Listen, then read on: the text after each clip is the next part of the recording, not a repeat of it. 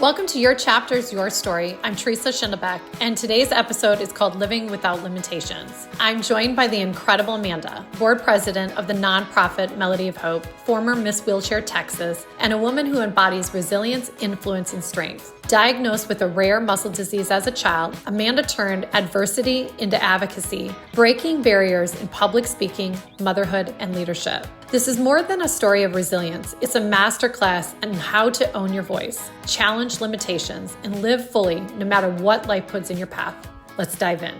So I was diagnosed when I was 3.5 years old. So obviously at 3, there's not a lot of self-awareness or really the challenge came when I started school and you start noticing other people's lives. And there was just a lot of things that I was noticing that kids were able to do that I wasn't able to do, or I was very good at adapting and just finding my way to do things to try to keep up with the other kids.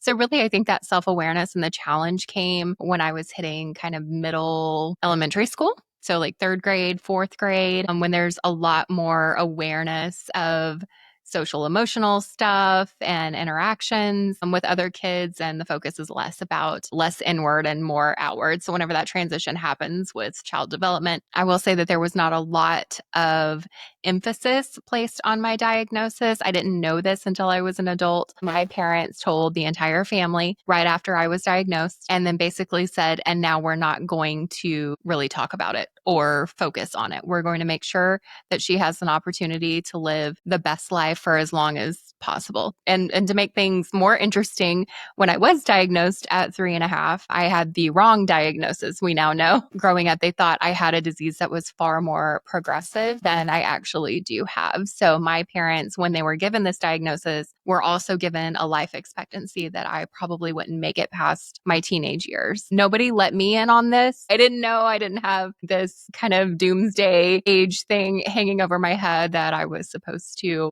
not live past a certain age, which I am really, really grateful about how my parents handled a lot of my childhood. I had a great childhood. I knew I was different, but I was very much encouraged to try anything and everything that I wanted to try. And I did. And I had a lot of experiences like that growing up that, yes, I did recognize at that point that I was different, but also I was getting to have the same experiences that everybody else did, just a little bit in a different way. And that really shaped a lot of how I view the world and how I interact with everything moving forward. What was the diagnosis originally versus what you found out later in life? Both are muscular dystrophies. Muscular dystrophy, when you hear about that, MDA, Jerry's Kids, the MDA telethon every year, MD, muscular dystrophy, is an umbrella terminology. So underneath that, last I checked, I could be wrong, this has been a few years, there were 53 neuromuscular diseases that fell under that category that are considered to be MD or muscular dystrophy. And then there are subcategories. So think ALS, Lou Gehrig's disease, Duchenne muscular dystrophy. Another pretty well-known one prevalent was SMA, spinal muscular atrophy. That was my original diagnosis at 3.5. Interestingly enough, I find they actually did DNA testing on me and all of my family, and it came back negative. But this was back in the 80s, and they didn't have, obviously, they weren't as advanced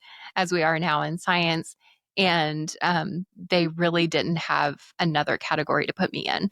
So I stayed under that SMA umbrella throughout my entire childhood until I was 20. And then I was re-diagnosed at the age of 20 with something called congenital myopathy, which literally just means muscle weakness from birth. One of the things that made me different is with SMA, usually when you lose muscle mass, you lose a muscle, you don't, minor regenerative, have the ability to gain muscle as well as simultaneously losing it. Whereas SMA usually, that's what makes it progressive, right? Once you lose it, it's really hard to get back, or it's impossible to get back. And that was when I was under the SMA umbrella, there was a lot of expectations of, well, around this age, here's what she'll be able to do. She'll quit walking. She'll not be able to run. I was never great at running anyway, just throwing that.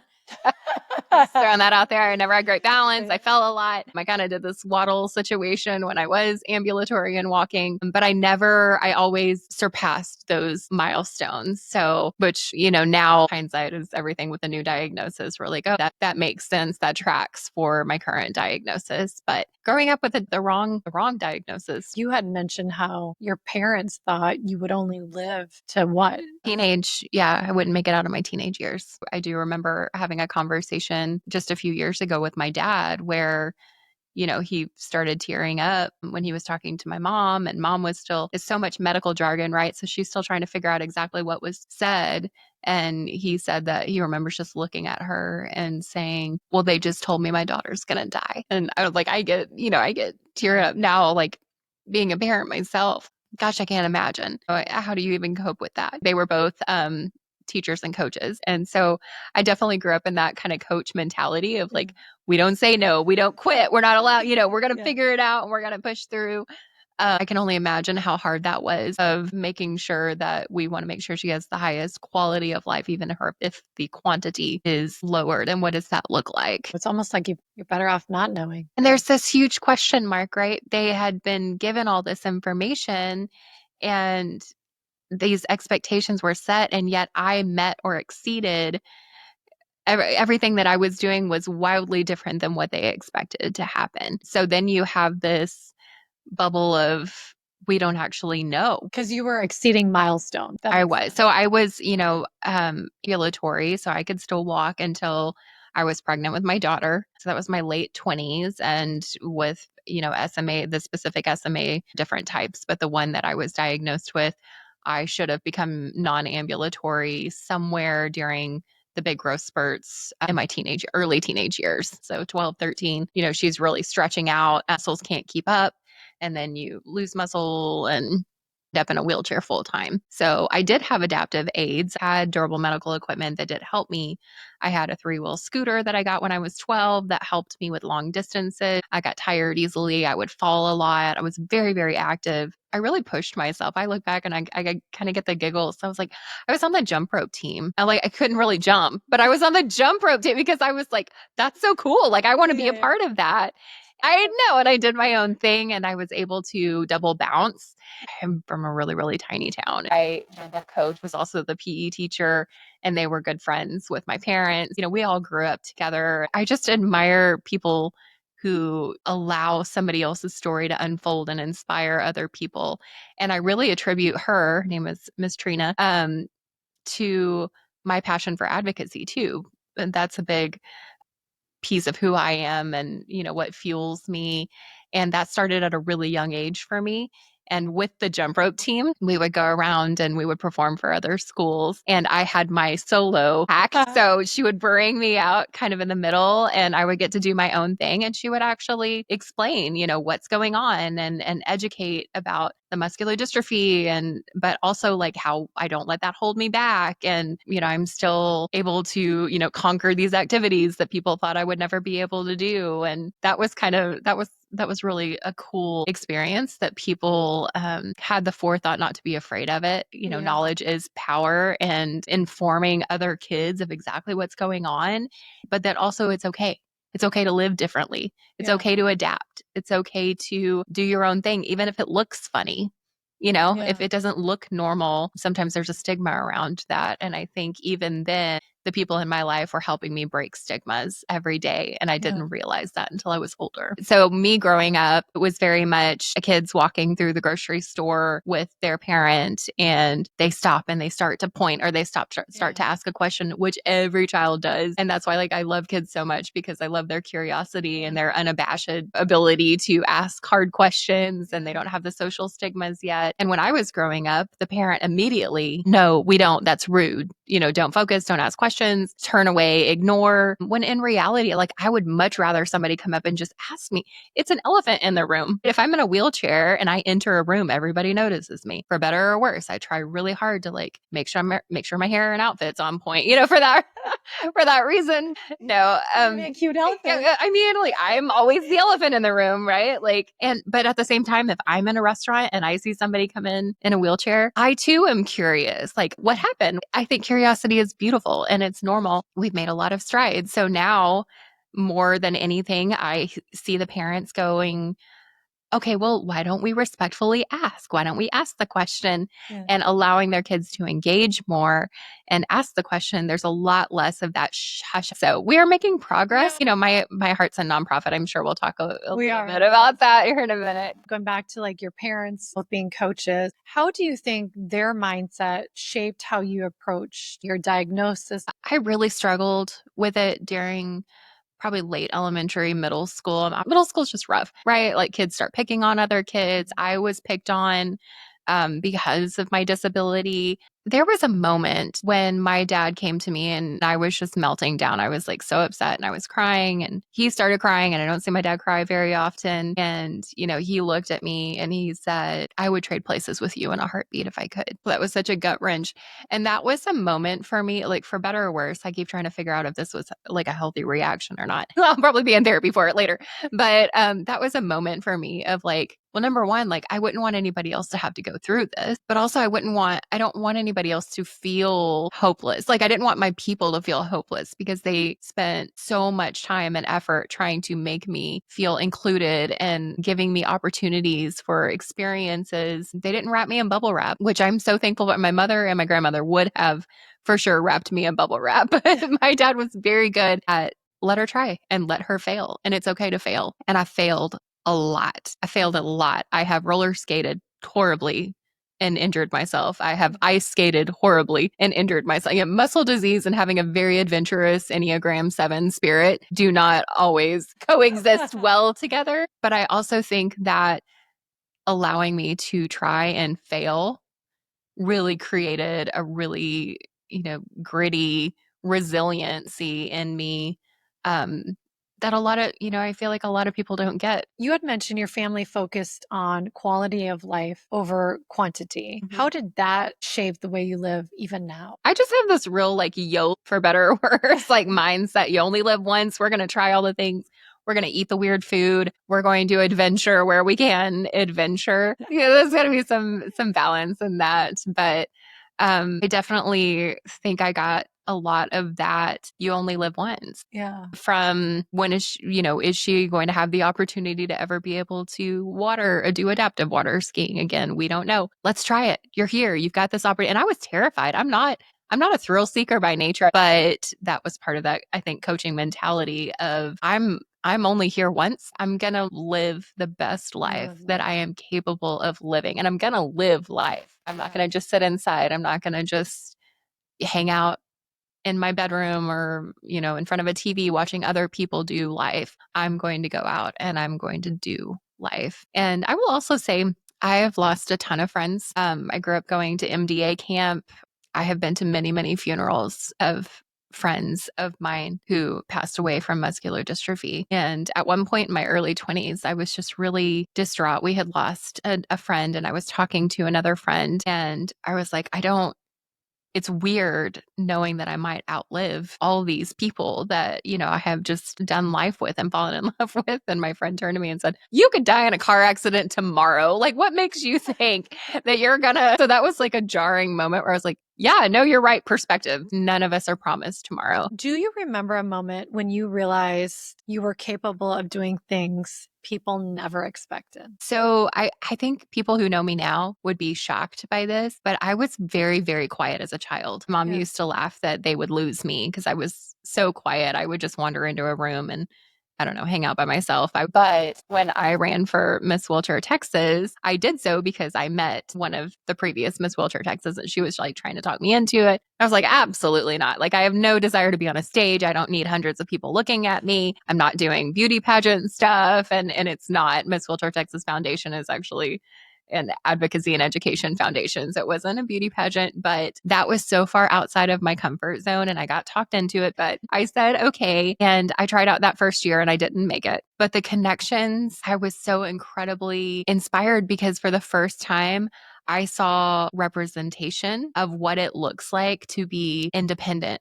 An independent woman, adult living with a disability, representation to be a woman in a healthy marriage with an able-bodied man, representation to someone who has a full-time job, who's working in a high corporate, high stress, high power corporate position. And I came from a tiny town. I was like the only person with a disability for a while. I didn't have representation of what it looks like to be a thriving, grown adult woman with a disability. And so Miss Wheelchair Texas, I'm surrounded by all these amazing women who have platforms, they have passions, they have ideas, they're in relationships, they have jobs. And I was completely changed by that experience.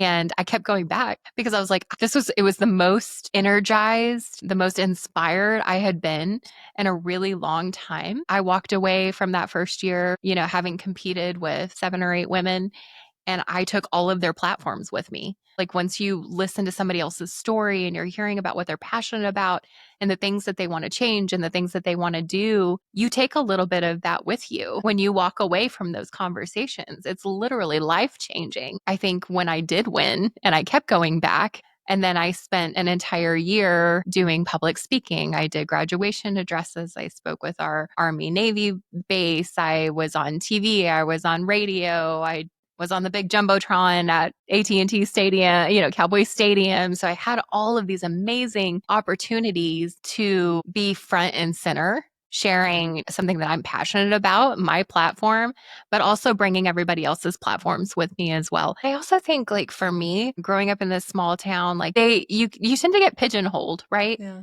So like whoever you are in elementary school, that's who you are in middle school, that's who you are in high school. And there's not a lot of opportunity to grow and change. Really, I mean, college is kind of where I kind of came out of my shell. Miss Wheelchair Texas actually happened pretty close after I graduated college too. So really that whole college experience, I feel like I really came out of my shell more and found my voice. I want to talk about redefining possibility, living with limitations and breaking the expectations and breaking the norms. Can you walk us through a few of the wildest things you've done that no one expected you could? I mean, can I go to the biggest one? Sure. First? Jump straight to the biggest one. I was told probably around, I was trying to remember exactly how old I was, probably around my daughter's age. She just turned 13. So I was somewhere probably between 10 and 13. I played house. I was such a girly girl growing up. Yeah. Like I always played with my Barbies. Like my whole goal in life was to get married and have a family, which sounds really small, a little bit small now, but like I couldn't think of any bigger honor. When I was around that age, somewhere between,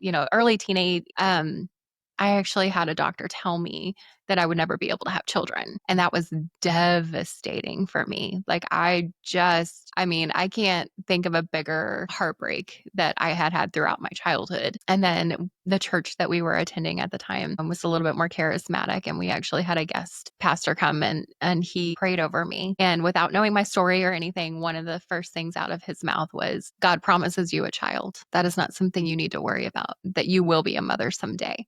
And I still get teary-eyed about it because from that moment on, and like I fully believed it. And from that moment on, I just knew that like God promised me a kid someday. So fast forward, I get married. She was planned. We were intentional. I met with all of my doctors. I met with my cardiologist, pulmonologist, MD, neurologist, all the ologists to like set a baseline and make sure that my body was, at a good place to be able to start this journey. And everybody was freaked out about it. And then we got pregnant. And everybody, like my family, people were freaked out about it because there's not at least at the time, I feel like with social media, there's a lot more opportunity to see representation and other people who have gone through this journey. So at this point that, I was pregnant and having Avonlea, I really didn't know any other women with MD who had children before. Like I was like, no, she's going to be, we're good. I can do this because God promised me this child. This is a God-given promise and gift. And I just knew it wholeheartedly. And I had the best pregnancy. I mean, and she is so healthy. We had an opportunity while I was pregnant to do DNA testing to check and see if she had MD. And her dad and I at the time had that discussion and we thought, it's not going to change anything. We wouldn't terminate the pregnancy if she did. And he looked at me and he said, if she does, she has the best representation of what it looks like to live a full life with a disability. And that meant a lot to me. So I would just say having my daughter was the biggest thing in my life that I did that either people didn't believe I was capable of, but more so I think it was just the fear of what that looks like. And it did change my mobility status. It changed my body a lot. I fell when I was 24 weeks pregnant in the shower freak accident. It had nothing to do with me being pregnant or muscular dystrophy, I slipped on soap in the shower and I fell and I broke my right tib in two places, my leg, and ended up in a full leg cast. And I was not able to regain the ability to walk after having her. So it massively changed my mobility status. And again, it wasn't her specifically, but just that whole journey and time period and the fall and everything. But I knew that it would change my body. I knew that it was a sacrifice, and that was a sacrifice that I was willing to make, and I would make it again. You wanted a baby. I wanted to be a mom. I love being a mom. It's nothing better. Yeah. What goes through your mind when you approach something others might fear and doubt? I mean, I still have fear and doubt. I am not fearless. I think we all battle internally with that. We were talking about imposter syndrome. People walk around with, how am I here? Who would put me on this stage? Why on earth would they think that I would be able to get up here and do this? So I still have the fears. I still have the doubts, but I really think it comes down to, is it worth taking the risk? And at the core, I think I am a bit of I am a risk taker. And I do think that it is worth the risk. It is worth the risk of failure. When you think of somebody else going through it, how do you feel like knowing what you've gone through? There's some perspective, and I have to check myself sometimes on judging. There's things that other people go through that I'm like, really? Are we really having a whole ass meltdown about this right now? You're fine. You will be fine. Where I'm like, okay, quit. Their story is not my story. It is not my place to judge. So there's a perspective shift in there. I think, especially when you have dealt with something huge and life altering, it changes your perspective on things. Humans were created to be resilient. I still have moments where I get really frustrated. I'm just to get real and personal here and overshare a little bit. I need help. I need daily help. I need help using the restroom sometimes, like getting in and out of bed, like getting in and out of the shower. Those are not glamorous things. You were talking about, dating or whatever. And there's definitely moments in my head where I'm like, who on earth would want to take this on? Like, I'm a lot. Yeah. Like, I'm worth it, but I'm a lot. And for the right person, I'm worth it. But it's not like a cakewalk all the time, too. Yeah. Were there moments you wanted to give up? And then how did you keep choosing really to push forward? I mean, I think we all have moments where we're like, I can't deal with this anymore. And there's this level of shutdown, but I just was not raised to quit. Yeah. So you did grow up with the coaches. I'm telling you, that mentality, like, I was raised in a gym. I was raised on a track. Like, my playground growing up was the track field. There was definitely that mentality. But I also think having grace, learning how to have grace for yourself. One of the things also that I didn't know about until I was older and I had my kiddo, I had a favorite neurologist at Scottish Rite when I was little. He was my favorite because he used to pay me in nickels and quarters to like run up and down the hallways so that he could like see my gait and how I was walking or whatever. I've always had an entrepreneur, so like, give me money, so I'm all for it. And he actually told my parents, and I think this was such a game changer for them as well, that I was so different and so unique that their number one priority was to protect me from the medical community, from the doctors, because they would turn me into a lab rat. And my parents really took that to heart. And I think that was huge. I wouldn't even have thought of that, but that makes sense. Where we are today, they didn't have a lot of that information. No. Yeah. Right. And I think that also influenced. So my platform with Miss Wheelchair Texas was inspiring others and educating others in the importance of being their own advocate, how important it is for you to be your own advocate, how important it is for you to know your mind, your heart, your body, your needs better than anybody else in the world. And I think a lot of that stems from the fact that my doctors were always wrong. Not always wrong, but there was a lot of misdiagnosis. We don't know. There was a lot of this should be happening and it's not. And I was always able to check what they were saying, even as a child, against what I know about myself and my own body. Science is always evolving. You're always learning. 100 years from now, we're going to know so much more than we know now. As people, it was part of my duty and my role to know myself better than anybody else knew me, so that I knew exactly what I was and wasn't capable of. And I think going back to that, being allowed to fail, that's a huge educational tool, right? Like knowing the limits, knowing the boundaries, what you can and cannot do. When I was little, do you know what a calf scramble is? Were you raised in Texas? No. Okay, well, there at the rodeo, there is a section where they will tie a ribbon around a calf, and all these kids come in out of the stands and go into the rodeo arena and chase the calf around, and whoever gets the ribbon wins. So I'm at a rodeo when I'm like 7, and they call for the calf scramble, and oh my gosh, I wanted to do that. All the kids are leaving. They're all going down there. I want to be a part of it. So I like begged my parents to put me in that arena to do the calf scramble, and they let me. And it was a colossal disaster. I was trampled by children, probably the cow. Like, I mean, just in the dirt, so broken, can't run, walking on dirt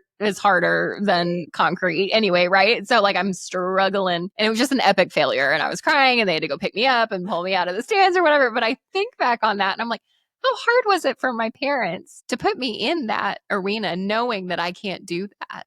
Yeah. But value in allowing me to experience that for myself instead of somebody else telling me that I can't do something. And now I know I can't. I can't do a calf scramble. I should probably never attempt to do that. I never could, turns out. But I know that now, and I know that for myself, and I know it based on experience, which is invaluable. Just being parents now, that is just an important thing to allow our kids to actually experience. And my kid has a disabled mom. My kid doesn't know having a mother that was ever capable of really picking them up off the floor. I never could do that. So yeah, I could get her sort of out of her crib, and we worked together on that even at a little age. It's like she always knew. She knew what I was capable of. And there could be a lot of fear in that too. But like what it taught me is that children are resilient. You know, being Miss Wheelchair Texas, what was it like stepping into that kind of visibility? Because you were shy, right? How do you think that visibility changed you?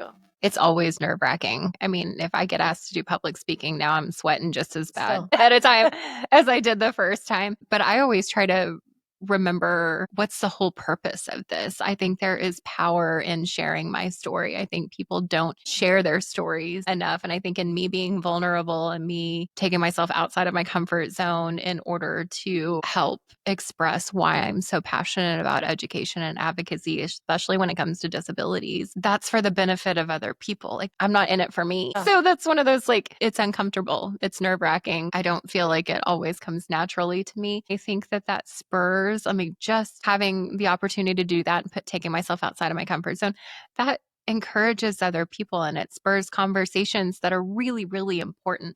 That's how change happens. And that's my goal, is like, I want, like, everybody I come in contact with, I want them to walk away feeling more educated, more in the know, more comfortable, more adventurous. I take inspiration from everything around me, and that is what fuels me to keep moving forward. I love inspiring people, that sense of hope and belief and faith. Yeah. We all need it. What does being your own advocate mean to you? And how can people listening start doing that in their own lives? You know, a little bit like what we talked about, being my own advocate for me is being the final decision maker on how my life is going to look, and not allowing other people to, I call all my friends when I have a decision to make. What would you do if I had $1 for every time? Like, my best friends would be like, I just went and I made a decision and I did it my way. And they were like, why did you even ask me? Like, if you weren't going to take my advice. And I was like, no, I appreciate your advice, but in the end, I'm going to do what I feel is right. And I think that's the biggest part of, like, really being your own advocate, is being capable of making your own decisions to you're deciding how your life is going to go. And how would you do that? I think it takes a lot of taking a really hard look at exactly who you are. Who are you at the core, and your authentic self, and being okay with who you are, learning how to love yourself and learning how to trust yourself. I think it takes a lot of trust to be able to make really big decisions for yourself. I think using other people for that is a cop-out. And we do a lot of that, I think, as a society. Well, I think we doubt ourselves. Again, that goes back to the trust. So I think, trusting yourself is the key to that. Because I think when you trust yourself, then you're going to trust to make the decision and then use your voice. Also, somebody has faith. Yeah. coming to the realization, and I swear this didn't happen, but just maybe a few years ago, but coming to the realization that like I was literally created to be this way. Yeah. Like I am wired a specific way for a reason. There's got to be Yeah. purpose behind that, and trusting that what I have to offer, what I have to say, how my brain works, what I'm putting out into the world was on purpose. Yeah, it was though. Yeah. And I even think of my own life experiences of the things that I went through that aren't so great. I'm helping Yeah. others now. So also I want to talk about you co-founded a nonprofit and ran it for 15 years. What was the heart of your mission and what did it teach you about humanity? Ooh, okay. So I co-founded a nonprofit called Camp Craig Allen. So unfortunately, we're not operational right now. So COVID kind of shut us down. But for 15 years, our mission was to provide programs and services for the most overlooked physically disabled adults, children, and veterans in North Texas. So we did recreational program opportunities. We had therapeutic, a lot of social fireside chats, and just bringing people together who have very similar stories and similar challenges, and a lot of resource sharing, and really just trying to fill a gap when it comes to serving people with disabilities. Because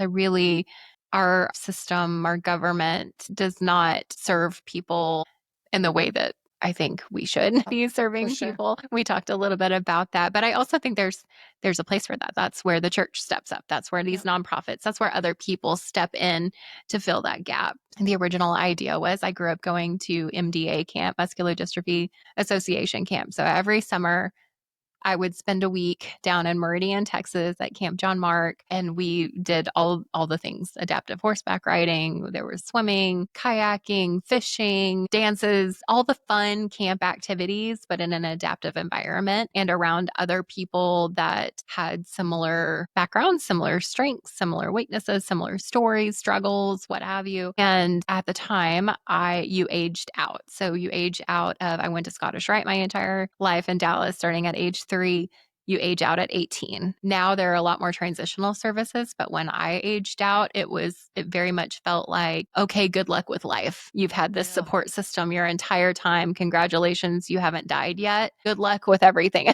And then camp at the time, I aged out at 21, and then they lowered it to 18 a couple years after I graduated from camp. And that was really the one time a year where you kind of got to feel normal, and everything. There was always an effort to make sure that everybody was included and there was opportunity for experiences and adaptive sporting events. And there's just a lot of really soulful, healing, therapeutic work that goes into being around other people that have very similar stories and backgrounds. So when we originally founded Camp Craig Allen, the idea was to eventually build a camp facility, year-round camp facility that could be utilized by groups with catastrophic disease and injury. So maybe not just muscular dystrophy, but that was a starting point. And it was really just it was so needed. And I really recognized early on, because this was in 2007, I had just graduated college. I had no life experience whatsoever. And I had a friend of mine that her brother's name was Craig Allen. He had passed away from Duchenne muscular dystrophy when he was 22. And it was their dream to build a camp facility. So the dream was actually my friend Dawn's, and she asked me to serve on the board and help jumpstart it. And I learned so much through that entire process. And then doing all of these programming. I mean, over the course of 15 years, like we raised millions of dollars and we provided millions of dollars in DME equipment. And when Hurricane Harvey happened, we felt we're an overlooked population. How are we taking care of the people who have extra needs or higher level of needs? What it taught me about humanity. I mean, I think really early on, I recognized that I kind of came from a unicorn family. I was very blessed. I had people in my corner who championed me my entire life, who set me up for success. Yeah.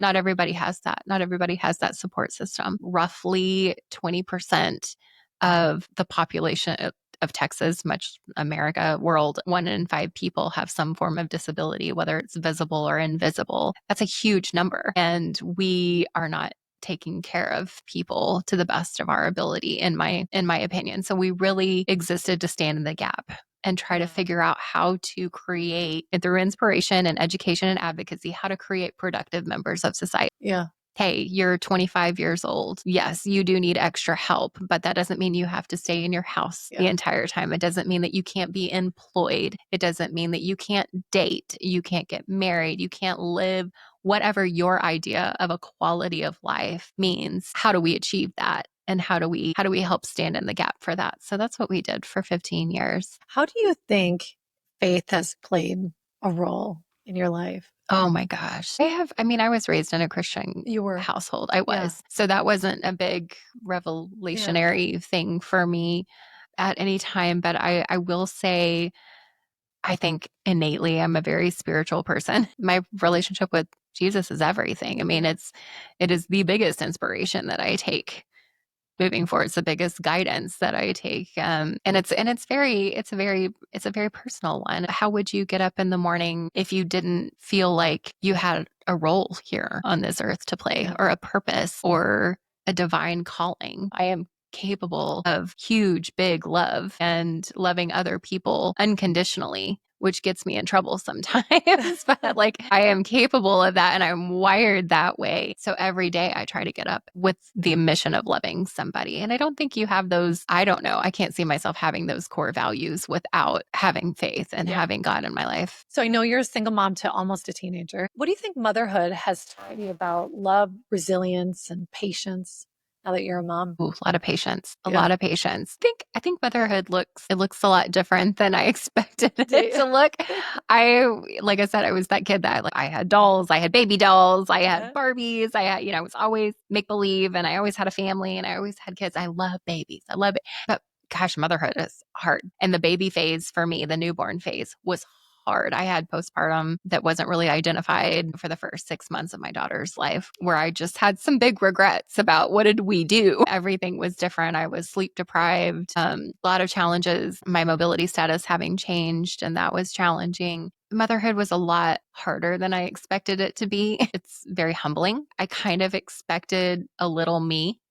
So you must have viewed yourself as a little saint. I expected just a little quiet, like a little me. I was quiet. I was kind of shy. Avonlea is neurospicy. She had a temper when she was even from real little. She has a very stubborn, independent streak. She's going to do things her way. I mean, so it was really, it's laughable now looking back that I had any expectations of how she was going to come out, but she came out very different than I expected her to be. And I wouldn't change it for the world. She's the most incredible little human. And I'm just in awe that I even get to play a part in who she is, the humanity and loving another human so big, so just unconditionally. I think you don't know that you don't know what you're capable of until becoming a parent, or I didn't. It changes you. Yeah. Yeah. And that was one of the things my ex-husband said towards the end of our marriage. He was like, you just changed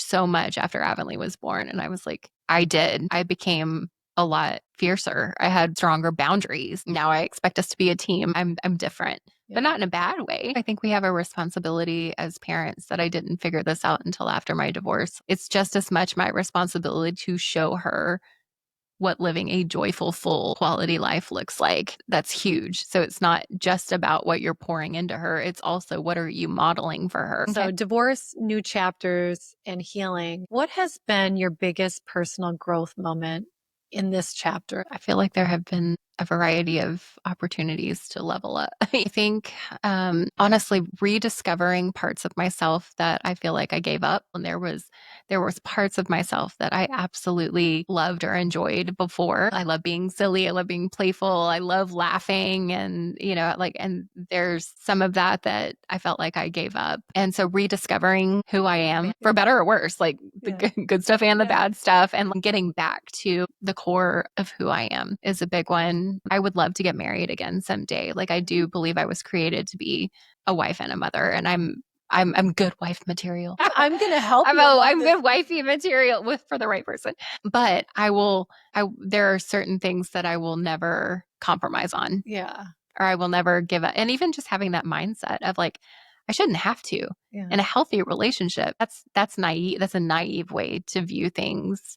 Is you grow up thinking, oh, My marriage is about compromise. I'm like, yeah, to a certain degree, but it is also just as much about championing each other and having our own lives and doing our own things too. Yeah, I think what I've learned probably more in this relationship since my divorce is making my needs just as important as theirs. We didn't talk like that. No.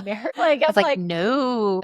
One of the things that I have really had to work on and lean into is just having boundaries, establishing healthy boundaries. I read Good Boundaries and Goodbyes by Lisa Turkhurst, and it like rocked my world. It was really a very good read. I highly recommend. But that was one of the things that she talks about is like level 10 access requires level 10 trust. And if you're not on the same page, if I'm meeting him at 5 and he hasn't met me at 5 for trust, then he doesn't get to go to 10, as far as like vulnerability and being myself and seeing, yes, the vulnerable stuff, but also the best of me. I love being silly and goofy, and I have the dumbest sense of humor, the sense of humor of a 12-year-old boy. So like I make really stupid jokes, and I love, like, now I don't even, it's almost so freeing because I just don't care.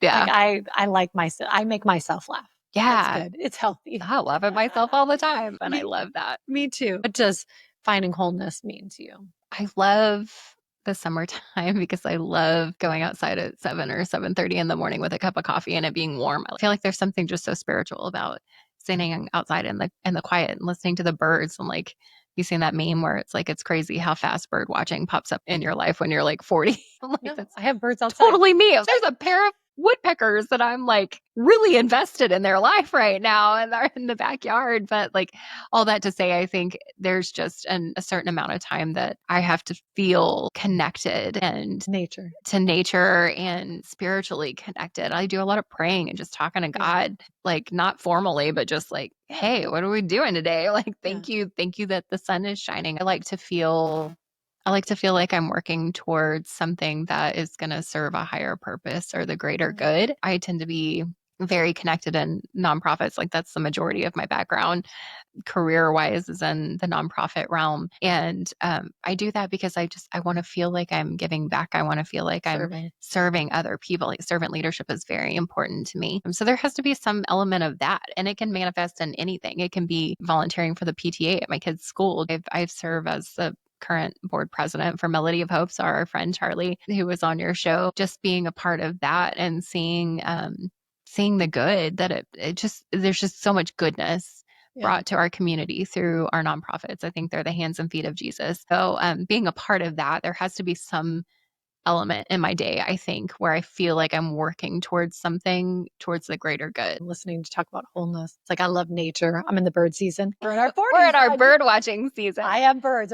They leave, they come back. I'm like, where are they going? Yeah. So I just want you to know you're part of the bird group. Good. That's what happens when you turn 40. I think it's the purpose. Like, I think my podcast, like, that was part of doing it, was like being the voices for the voiceless. I was like, okay, God, we can work and we have to pay bills, but like, what do you really have me here for? Like, what is some gift that you want me to impact people in a positive way? So I think that to me is like my driving force. Like, that gets me out of bed, knowing I have something I'm supposed to do. And so what would you say to the version of you who was just starting over from the time like college? I think I am a dreamer and I'm an idealist. And I think the combination of those two, I have placed really unrealistic expectations on myself a lot in my life.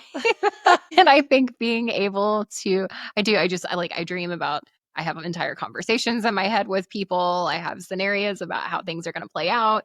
I don't know if that's just like an ADHD, neurospicy thing, but it's not everybody does this, come to find out, but I am really bad about it. And I think I have in the past placed a lot of unrealistic expectations about how life should go based on this imaginary world that I live in inside my head. I would just tell her that it's so important just to have grace and to just let go of some of those expectations and like live in the moment.